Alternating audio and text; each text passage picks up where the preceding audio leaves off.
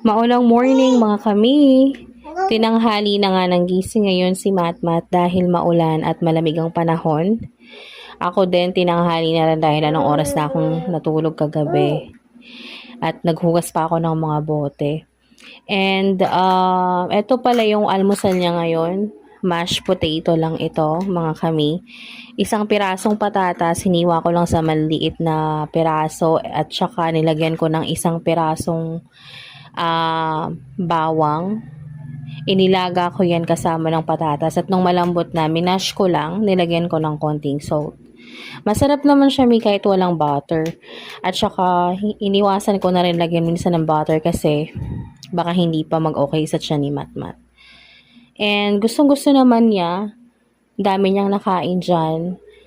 Buti nga okay na yung siya ng batang to. Alam nyo ba mga kami, sobrang nahirapan talaga kami kay Matmat nung baby pa siya. Kasi around 3 months siya, iyak siya ng iyak. At tsaka laging nasakit yung tiyan niya. Hindi namin alam anong nangyari. Lagi kami nagpapa-check up. Pina-ultrasound pa namin siya. Okay naman yung mga organs niya sa loob ng tiyan. And then we found out nga late na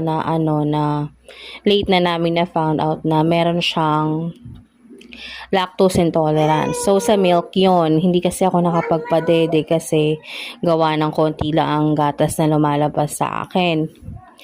So, nung nalaman namin na lactose intolerant siya, nag-try kami ng ibang formula milk. Siguro nakailang try din kami, 3 palit kami ng milk. And then, nalaman namin na meron palang available na milk which is yung non-sensitive.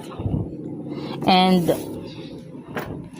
hindi, sa namin guys, sobrang mahal siya para sa amin kasi yung 800 grams niya alam ko nasa 1.8 mga gano'n or siguro 1.9 na ngayon, and ilang days na lang yun dede or mauubos. So syempre baby pa siya no, natatakot kami, lagi siyang naiyak every 3 hours.